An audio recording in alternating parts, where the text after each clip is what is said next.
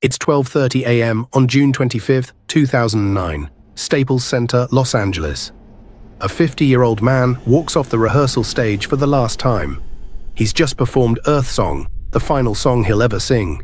He leaves with a huge smile. His comeback tour starts in 18 days, and 750,000 tickets are already sold. He's home by 1 a.m. His personal doctor is waiting upstairs with an IV drip and 6 different sedatives. By 2:26 that afternoon, Micheal Jackson will be dead. What happens inside that bedroom involves 6 drugs, 1 doctor, and 82 minutes between the moment he stops breathing and the moment anyone calls 911. The afternoon before, the house at 100 North Carrollwood Drive feels quiet. The kind of quiet you wouldn't remember unless something terrible followed. It's a rented French chateau in Holmby Hills, with 7 bedrooms, 13 bathrooms, and a grand piano in the foyer. Jackson comes downstairs around 3 p.m. His chef, Kai Chase, has prepared seared ahi tuna with organic salad and carrot orange juice. His 3 children are at the table, Prince, 12, Paris, 11, and Blanket, 7. They eat together. Jackson talks about the London shows, the rehearsals, what he's got planned for them once the tour starts. It's the last meal they'll share, but nobody at that table has any reason to think so. After lunch, Jackson heads back upstairs. Kai Chase washes the dishes. The children play in the living room.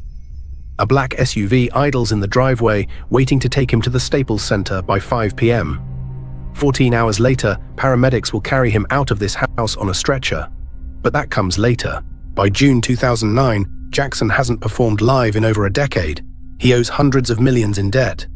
His reputation has survived 2 public trials. The This Is It tour isn't a comeback, it's financial survival. AEG Live booked 50 shows at the O2 Arena in London, 750,000 tickets sold in 4 hours. Jackson's contract gives him 90% of net revenues, an estimated $80 to $100 million. But here's what nobody outside the inner circle knew, and what Jackson himself had no idea was happening. 6 days before his death, on June 19th, director Kenny Ortega watched Jackson arrive at the Staples Center shivering, unable to hold a conversation. Ortega rubbed Jackson's cold feet, fed him when it was clear he hadn't eaten all day. That night, Ortega emailed AEG's CEO with a warning. "I saw a Micheal that frightened me, a lost boy." An emergency meeting followed on June 20th. Jackson's physician, Dr. Conrad Murray, arrived angry and told Ortega to stay out of it. Jackson's health was his domain.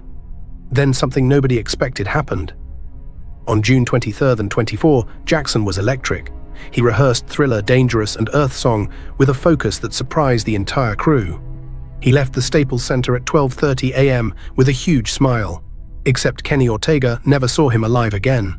What most people don't know is that Jackson's dependence on propofol didn't start with Conrad Murray. It started with a fire. On January 27, 1984, during a Pepsi commercial in Los Angeles, pyrotechnics on set ignited Jackson's hair. He suffered 2nd and 3rd degree burns across his scalp, and doctors prescribed painkillers during recovery.